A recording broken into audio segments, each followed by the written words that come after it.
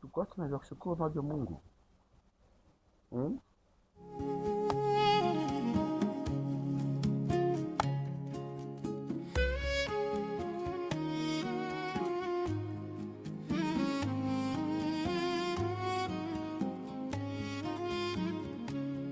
Comme une biche soupire après des courants d'eau, ainsi mon âme soupire après toi, ô mon Dieu. Mon âme a soif de Dieu, du Dieu vivant. Quand donc pourrais-je paraître devant toi, mon Dieu? Oh, encore une fois, Seigneur. Encore une fois, Seigneur. Oh oui, j'ai soif, j'ai soif du Dieu vivant. Encore une fois, Seigneur. Mes larmes sont ma nourriture jour et nuit, car on me dit sans cesse, où est ton Dieu? Je me rappelle avec émotion du cœur quand je m'avançais vers la maison du Père. Oh, encore une fois, Seigneur. Encore une fois, Seigneur. Oh oui, j'ai soif, j'ai soif du Dieu vivant. Encore une fois, Seigneur. Seigneur, le Seigneur le lui donne. Tout celui qui demande la grâce du Seigneur, le Seigneur le lui donne. C'est pourquoi nous voyons, il donne tout. Il donne la pluie lorsque l'on lui demande. Il donne le soleil. Et il pouvait dire, le soleil, lui, sur les bons et sur les méchants. Parce que même lorsque ces méchants-là demandent quelque chose, est-ce qu'on peut bouger ça? Quand les méchants demandent, il est le Dieu compatissant, il est le Dieu qui répond à la prière. On a vu avec numéro 21 que au-dessus de tous les cieux, il y a un Dieu qui répond à la prière. Voilà. Ce sont les chants de louanges, ce sont les chants d'adoration, ce sont les chants avec lesquels nous devons toujours venir devant Dieu. Parce que Dieu, il est notre Père. Dit à tout quiconque qui va demander, et quiconque qui frappe à la porte du Père, le Père répond.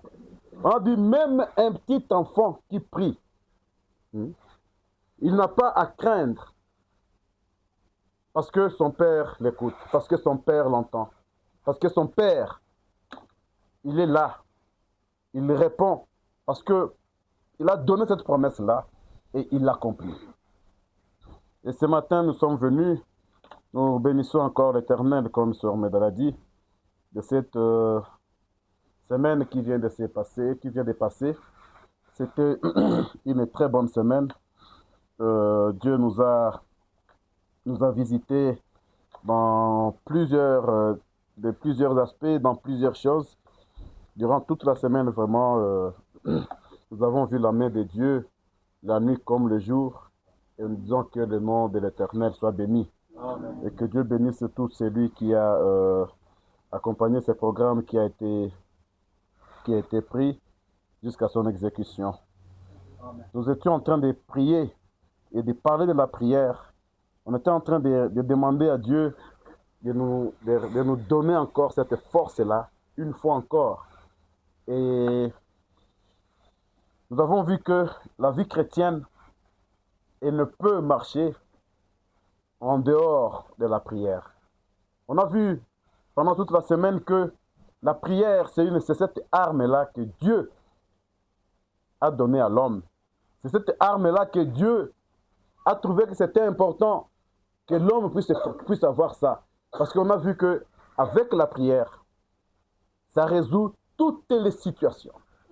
La prière, ça résout tous les problèmes. La prière, elle va même au-delà. On a lu le prophète. Il dit que la prière, ça change de circonstances. Et une fois, la prière a changé même la parole de l'Éternel qui est déjà sortie. Quand il avait parlé sur la mort du roi, le nom m'échappe. Il a prié. Et Dieu a dit à son homme, va lui dire que j'ai entendu sa prière et qu'il ne mourra pas, il ne mourra plus, mais je vais lui ajouter 15 ans. Ça, c'est la prière. Et c'est pourquoi le prophète dit, si les chrétiens, quand on est chrétien, si nous pouvions savoir ce que nous avons, si le chrétien pouvait connaître la puissance, le pouvoir de ce que nous avons entre les mains, alors le prophète dit encore que le chrétien vit en dessous de ses privilèges. Parce que il ne sait pas mettre en valeur la plus grande des choses que Dieu lui a données. Et cette chose-là, nous avons vu que l'Éternel nous a dit, tout ce que vous demanderez, tout ce que vous demanderez en priant, croyez que vous l'avez réussi. Vous avez reçu tout ce que vous avez demandé en priant. Quand je demande quelque chose, dans la prière, le Seigneur me demande seulement de croire que je l'ai déjà reçu, et puis je le verrai s'accomplir. C'est là où nous avons parlé, comme la sœur vient de le dire ce matin, du message qui arrive dans le téléphone avec RTL, le célèbre 436. Quand un homme reçoit ce message-là, il est déjà satisfait. Il appelle la personne qui a envoyé et lui dit merci. Pourtant, ce n'est qu'un message qui dit seulement que l'argent est arrivé. Mais jusque-là, je n'ai pas encore l'argent physiquement. Je n'ai pas encore l'argent matériellement. Mais je suis déjà très content. C'est un message, si ça entre dans un téléphone, la personne à qui ça entre, il n'a jamais regardé ce message-là avec un visage triste. Je viens d'avoir 436. Non! Vous verrez quelqu'un qui a son téléphone, un message qui est entré, il fait sortir cela de la poche. Quand il regarde, vous verrez, il sourit un peu là. Hein? Parce que, pourtant, il n'a pas encore reçu ça. Mais le message est seulement le 436, le fait du bien. Sinon, nous avons dit que Dieu, il a plus que 436. Amen. On a dit que dans Jérémie, il dit, invoque-moi, je te répondrai. Et quand tu l'invoques, il te dit, tout ce que tu as demandé par la prière, tu l'as reçu. Amen. Tu l'as déjà reçu. Le 436 est déjà arrivé. Il dit même, toi, va seulement maintenant chez l'agent pour retirer. Va chez l'agent pour retirer. Or, en allant chez l'agent, tu peux trébucher et tu tombes. N'est-ce pas? Mais est-ce que tu as perdu l'argent? On peut même te voler le téléphone. Mais jusque-là, tu n'as pas encore perdu l'argent. Mettez cela spirituellement. Vous le verrez s'accomplir. Amen. Vous le verrez s'accomplir. Il y a un temps, et là nous avons parlé du temps de Dieu. Le temps de Dieu, ça demande aussi de la patience qui vient de Dieu. Vraiment, on a passé une très bonne semaine. Nous bénissons l'Éternel pour ça. Amen. Et nous croyons que ces réveils, ça continue déjà dans nos maisons. Et comme le prophète le disait, personnellement, vraiment, priez pour moi. Parce que cette semaine, elle était vraiment difficile pour moi. C'est hier que j'ai senti ça. Vraiment, continuez à prier pour moi, que Dieu me donne la force de tenir. Alors, je voulais parler sur quelque chose avant de commencer de prendre un peu quelque chose sur notre thème de ce matin. Normalement, je vais continuer un tout petit peu avec ce que nous avons touché la semaine passée. Et puis je vais introduire déjà les thèmes de cette semaine, disons, sur lesquels je pensais parler. Et puis Dieu voulant, peut-être on va en parler au courant de la semaine, selon ce qui va conduire. Mais je voulais parler de quelque chose qui est d'actualité et où tout le monde se pose des questions, ça monte, ça descend. Notre équipe de football, les Léopards, ils ont remporté une victoire. Et il y a eu... les gens étaient contents. Et est-ce qu'un frère peut être content alors que l'équipe des Léopards remporte un match? Je sais que plusieurs, vous avez cette question-là en vous. Vous vous posez des questions. Devrais-je être au milieu où j'ai fait semblant? Non. Vous savez, lorsque le prophète il avait vu l'épouse du Seigneur, le prophète vraiment dit que il les a vus de toutes les nations, de toutes les couleurs, de tous les continents, et chaque groupe portait une tenue qui était propre à leur pays, à leur nation.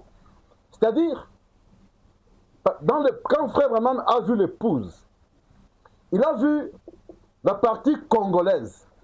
Et là-dedans, il a vu les gens, les femmes qui portaient les libayas. Parce qu'ils disent que tous se portaient la tenue comment je vais dire, qui les identifiait, qui les différenciait. Quand il a vu l'épouse du côté de l'Arabie Saoudite, ils portaient leur habit national. C'est comme ça qu'ils étaient. Alors, nous sommes Congolais. Dieu, dans sa grande sagesse, après qu'il y ait le tour de Babel, qui a dispersé le monde, les gens, dans Apocalypse, Dieu parle qu'il y a des nations, il y a des peuples, il y a des langues. Donc, Dieu connaît qu'il y a toute cette diversité-là. Et dans cette diversité-là, si nous entrons dans 1 Timothée 2, ça nous exhorte, il dit, j'exhorte donc avant toute chose à faire des prières, des supplications, des requêtes, des actions de grâce pour tous les hommes. C'est une exhortation que l'apôtre donne, que nous chrétiens, nous devons faire. Ok? Il dit, pour les rois, et aujourd'hui notre pays n'a plus de rois, mais nous avons les présidents, nous avons les gouverneurs, nous avons tous ceux qui nous dirigent, tous ceux qui sont nos autorités. L'Écriture nous demande de prier pour eux. Il dit, pour tous ceux qui sont élevés en dignité, afin que nous menions une vie paisible et tranquille. Pour que nous puissions mener une vie paisible et tranquille, là où nous vivons. L'Écriture nous recommande de prier pour les autorités. Ok? Il dit, afin que nous menions une vie tranquille, en toute piété et honnêteté. Et cela est bon et agréable devant Dieu notre Sauveur. Ok? Cela est bon et agréable devant Dieu notre Sauveur. Et si je lisais aussi dans Jérémie 29, le chapitre 7, Jérémie 29, ça nous dit quoi? Ça nous dit, recherchez le bien de la ville où je vous ai mené en captivité et priez l'Éternel en sa faveur, parce que votre bonheur dépend du sien. Notre bonheur dans cette ville où nous sommes dépend que cette ville soit dans la paix. Amen. Si nous voulons prospérer, il faut que cette ville prospère. Ok? Si nous voulons émerger, il faut que cette ville émerge. Et pour qu'elle émerge, nous devons faire quoi? Nous devons prier Dieu pour cette ville. Nous devons prier Dieu pour le pays où nous sommes. Et c'est là où je vais ajouter avec Frère Branham. Il nous dit ceci, dans cette prédication amnésie spirituelle. Amnésie spirituelle. J'ai besoin de parler quelque chose là-bas. Je vais lire pour aller vite et terminer et tourner la page. Il dit, je vais prendre amnésie spirituelle du 11 avril 64. Je vais lire la version qui est dans l'application, le E30. Frère Branham dit ceci. Maintenant, nous remarquons que qu'en tant qu'Américain, et toi tu diras en tant que qui? Ok. En tant que Congolais, je dois m'identifier à ma nation. En tant que Congolais, je dois m'identifier à ma nation. Il dit, maintenant écoutez attentivement, pour être un Américain, donc un Congolais, je suis né ici dans ce pays. C'est Dieu qui a voulu que je naisse dans ce pays. Amen. Quel pays? Le Congo. Amen. Il dit, je suis donc un citoyen et je suis identifié à cette nation. Vous comprenez? Dieu a voulu que je sois né dans ce pays et je suis identifié dans cette nation. Je suis identifié dans ce pays. Il dit aussi, il dit, tout ce qu'elle est, je le suis. Tout ce qu'elle a été, je le suis, car je suis identifié comme américain. Alors, toute sa honte, c'est ma honte. Toute sa gloire, c'est ma gloire. Donc, lorsque le Congo, il y a une situation de honte, c'est une honte que moi je porte. Lorsque le Congo a une situation de gloire, c'est une gloire que moi aussi je porte. Parce que je suis Congolais. Parce que Dieu a voulu que je sois ici. Je sois né ici au Congo. Amen. Il continue encore de dire, tout ce qu'elle est, je le suis. Parce que je suis identifié à elle. Amen. Il dit, j'aimerais que vous saisissiez cela. Je suis identifié comme citoyen congolais. Alors, tout ce qu'elle était, je le suis.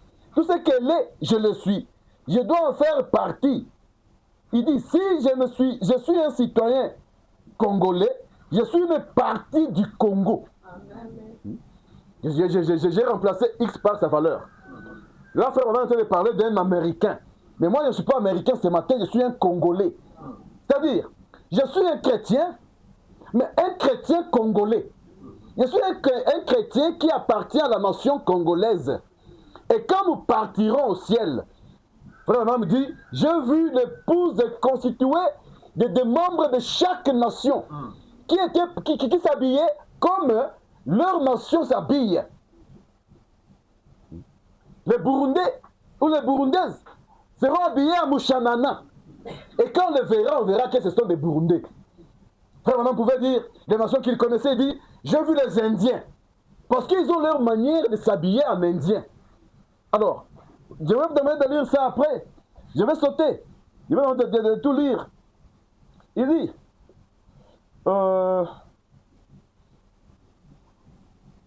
il dit, si je veux rester un vrai citoyen américain, donc un vrai citoyen congolais, je dois me rappeler que je suis ce qu'est ma nation. Parce que je suis identifié à ma nation. L'oublier, ou plutôt combattre pour elle, ou mourir pour elle, ou soutenir tout ce qu'elle soutient. Je dois soutenir cela. Là, c'est en tant que Congolais. C'est en tant que citoyen congolais. Je vais sauter plusieurs choses là. Il dit, 31, il dit, vous ne pouvez pas vous en perdre à elle. Pardon.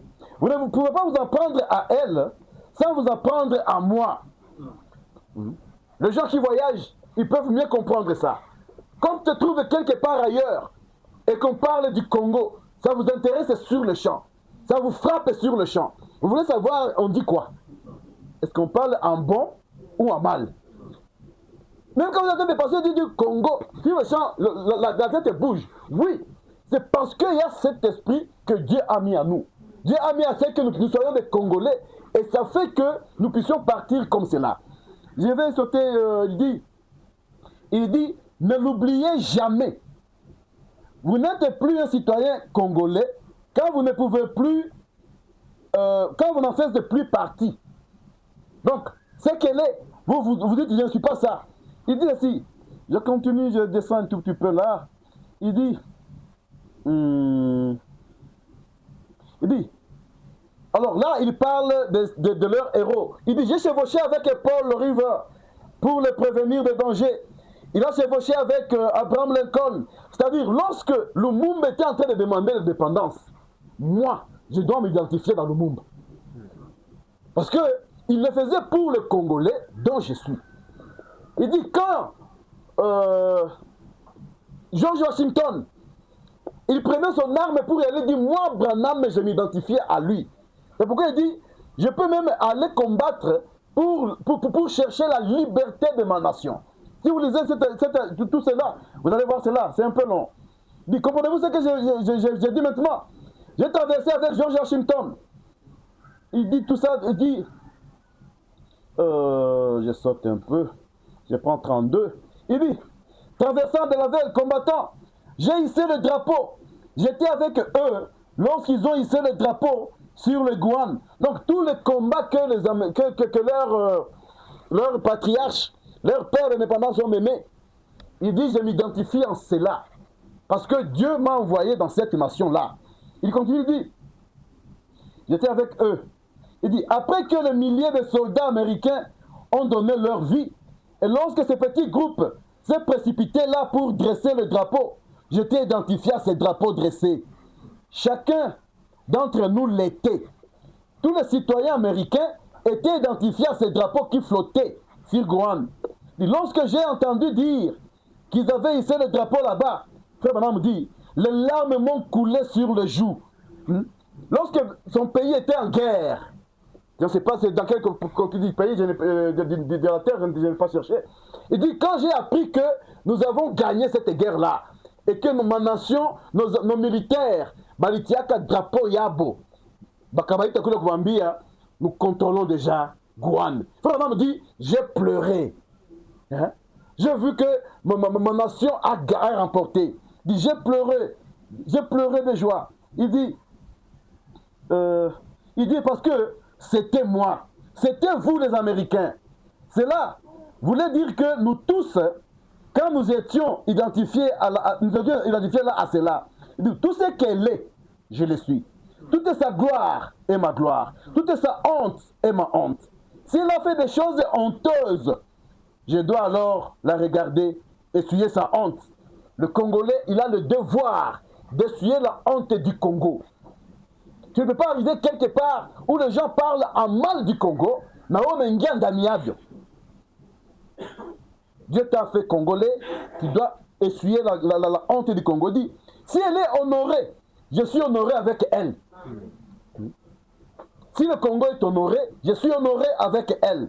Il dit, avec lui, il dit, car je suis identifié à l'Amérique.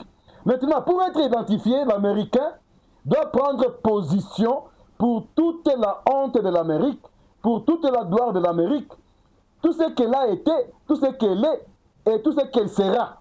Vous êtes identifié en cela. Alors, je vais vous dire quelque chose. Maintenant, si tel est le cas, comment je me comporte en parlant actuellement sur ce qui se passe là, en tant que chrétien? Dois-je soutenir mon pays, oui ou non? En lisant les prophètes, il va dire oui, tu dois soutenir ton pays. Mais je vais ajouter quelque chose dans 2 Timothée, je pense que c'est 2 Timothée 2. Voyons 2 Timothée 2, qu'est-ce qui est dit là-bas?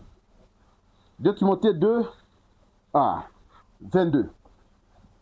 2 Timothée 2, 22. Il dit, fuis les passions de la jeunesse. et recherche la justice, la foi, l'amour, la paix, avec ceux qui invoquent le Seigneur d'un cœur pur.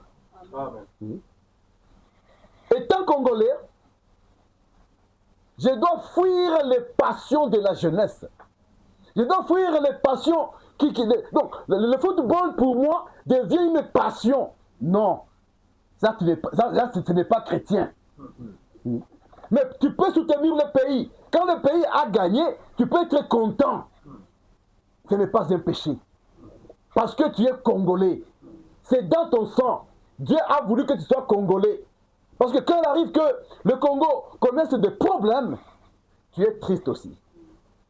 Tu te sens vraiment humilié. Tu te sens comme si on t'a décapité. Et quand le Congo est honoré, je suis aussi honoré. Mais le football, quand nous voyons le prophète Branham, ça ne devrait pas être notre passion. C'est comme j'ai entendu un patriarche, un pasteur qui est président de l'église, dit, dans l'église, on a même les fans du club de Real Madrid. On a des fans du club, je ne sais pas de quelle équipe là. Moi, je ne connais pas toutes ces choses-là. Ça, ce n'est pas chrétien. Mais quand le Congo gagne, je suis en droit d'être en joie. Mais ne deviens pas maintenant un fan club. C'est toi qui connais tous les joueurs. C'est toi qui connais toutes les équipes. Dis, fuis cela. Fuis ces passions-là. Amen. Mais recherche quoi? Recherche la justice. Recherche la justice. La foi. L'amour. La paix. Avec qui? Voilà maintenant des gens avec qui nous devons nous associer. Amen. Dois-je aller m'associer aux fans du club de Real Madrid? Il dit non. Avec ceux qui invoquent le Seigneur d'un cœur pur. Amen. Voilà les gens avec qui je dois m'associer. Voilà les gens avec qui je dois partager.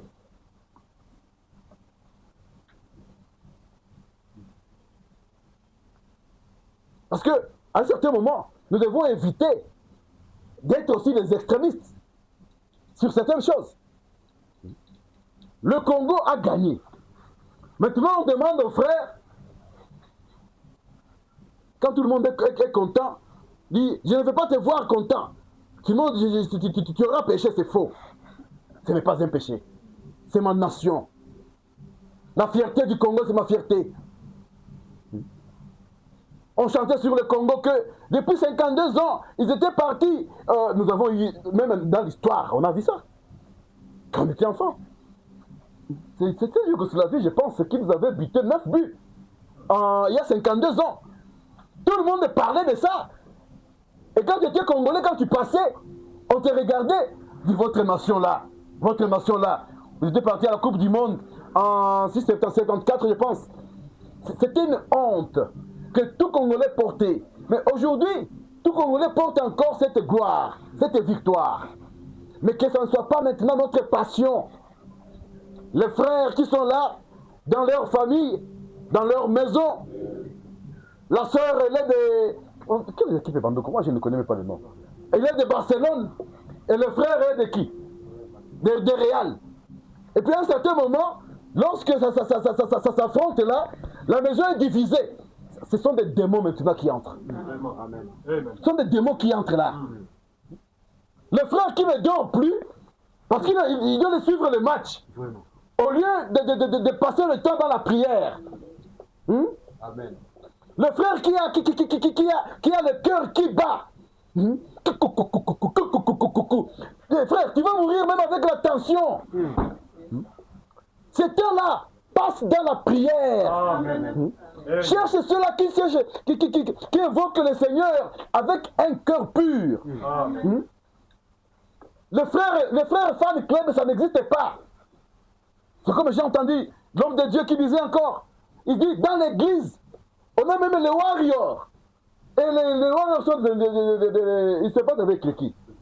Avec les Gaulois. Il dit, dans l'église. Dans l'église. Il y a un groupe de frères warriors et un groupe de frères gaulois. Et vous cherchez à aller au ciel avec ça. Donc, vous suivez même la musique de Fali et de Fer. Est-ce que le cantique inspirant se sont terminés? Et pour votre information, Dieu continue jusqu'à présent à inspirer les gens. Amen. À composer des cantiques qui nous bénissent. Amen. Amen. Dieu continue à les inspirer. Il y a des cantiques, quand tu les suis, tu te poses une question, Seigneur, qui suis-je au juste vraiment? Est-ce que je suis même digne d'aller au ciel? Est-ce que je suis même digne? Et ça doit te ramener à genoux, ça doit te ramener à aller chercher la face du Seigneur. Amen. Ça doit te ramener à prier, à pleurer. C'est cette semaine qui est passée, on a parlé de la prière en famille. Voici, tu dois avoir l'occasion de rassembler encore ta famille, de rassembler encore ton épouse, ton époux, vos enfants. Vous vous mettez là-bas, à genoux, vous implorez la grâce du Seigneur. Ça m'a étonné, je me suis dit, ah, ça peut exister. Un frère gaulois. Hein? Un frère. Donc ils quittent là, et ces gens-là, quand ils sont, parce que là ils deviennent des fans club. Et quand tu es fan, c'est-à-dire, tu n'utilises même plus la raison. Tu utilises les émotions. Donc un frère émotionnel. Ah, cette fois-ci votre idole là a échoué. Jamais il ne peut. Même le mensonge ça entre. Tu es sûr et certain que ça n'a pas marché, mais tu te dis, ah non, jamais. Lui là, ah non, il est le roi de la forêt. Ah! Il y a un seul roi que moi je connais, c'est Jésus-Christ. Amen. Mais toi, un frère, tu es un roi de la forêt. Tu l'as tiré où? Tu l'as tiré où? Alors, faisons attention sur ces choses-là. Ça semble être petit. Mais faisons attention. Oui, je suis congolais. Mais je n'oublie pas que je suis chrétien. C'est là où l'apôtre pouvait dire, tout m'est permis. Mais tout n'est pas utile. Amen. Amen. Tout m'est permis. Mais tout n'est pas utile. Sinon, il faut demander le Saint-Esprit, parce que le Saint-Esprit va te mettre dans les limites possibles.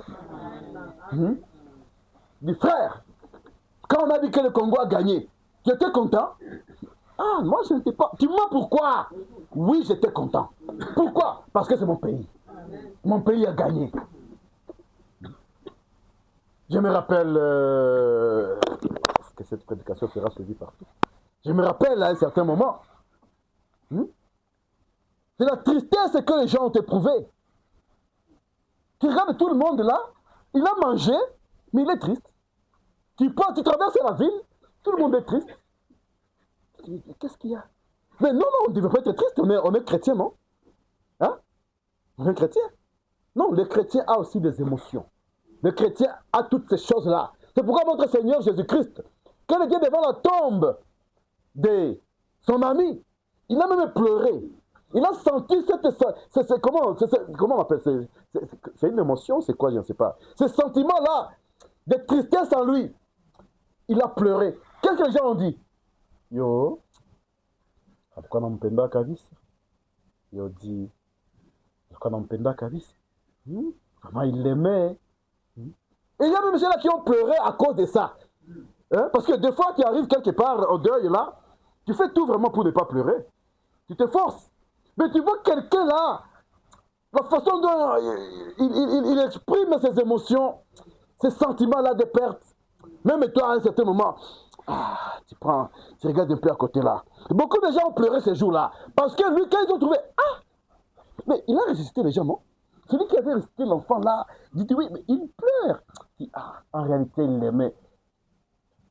Mais en tant que Dieu, il a fait aussi quelque chose d'autre. Et c'est nous aussi, ça doit être pareil, mes frères, mes sœurs. Ne tombons pas dans le piège du diable. Je ne veux pas voir ici des gens. Demain, les sœurs sont de Barcelone, les frères sont de Real. Et puis quand ça ne marche pas, mais vous ferez quoi dans votre maison? Parce que moi, j'ai appris chez mes amis qu'il arrive des temps que la femme refuse de préparer. Cristiano Ronaldo qui prépare pour toi. Vous avez gagné. Et ça sera quoi dans la maison maintenant? Fuis les passions.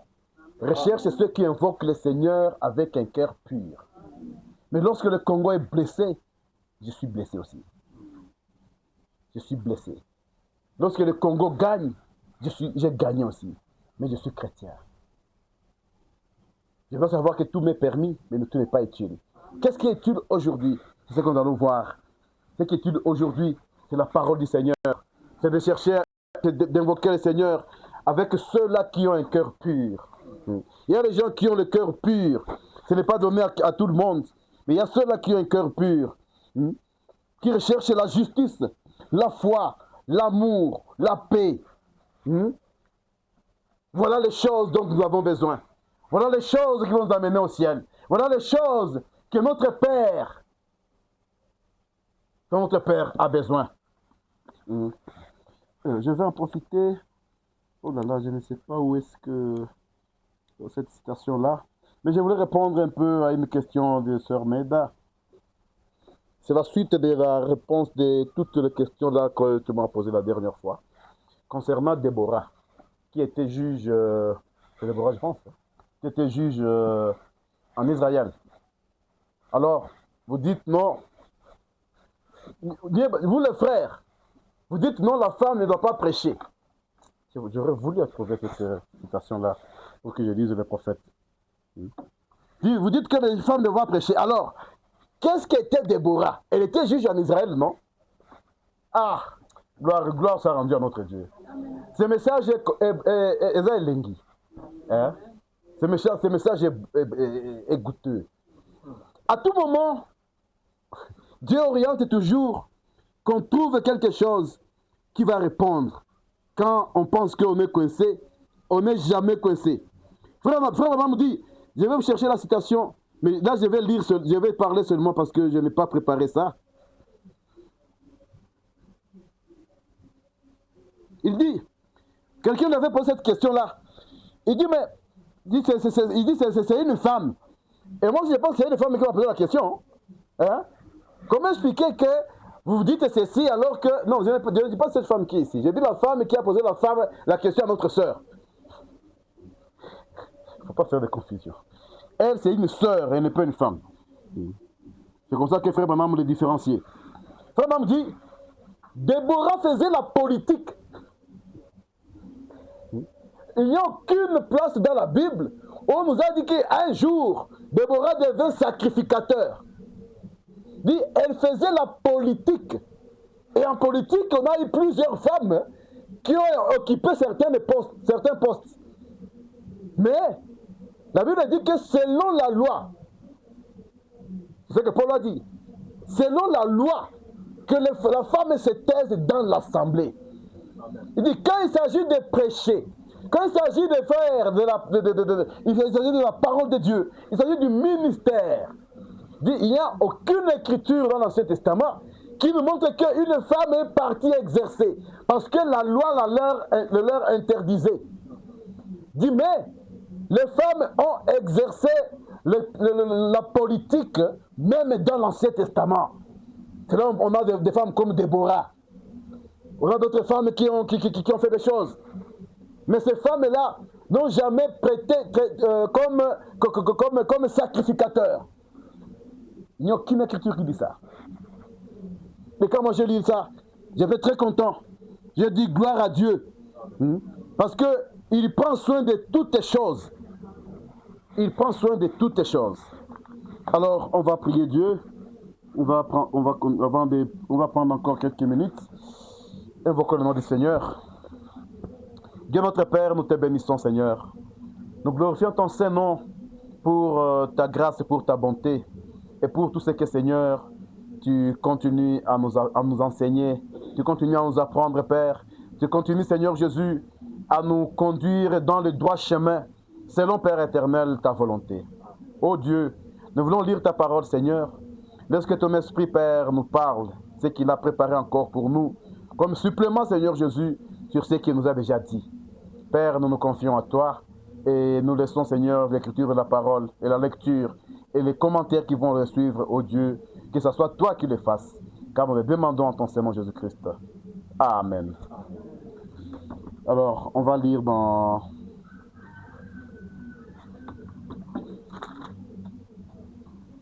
Deux Corinthiens. Lèvons-nous un peu pour lire la parole de Dieu. 2 Corinthiens. Attention. 2 Corinthiens 13. 2 Corinthiens 13. Je vais lire le 5e verset. 2 Corinthiens 13, 5, ça nous dit: examinez-vous vous-même pour savoir si vous êtes dans la foi. Éprouvez-vous vous-même. Ne connaissez-vous pas que Jésus est en vous? À moins peut-être que vous ne soyez désapprouvés. Amen. Que Dieu bénisse la lecture de sa parole. Nous pouvons nous asseoir.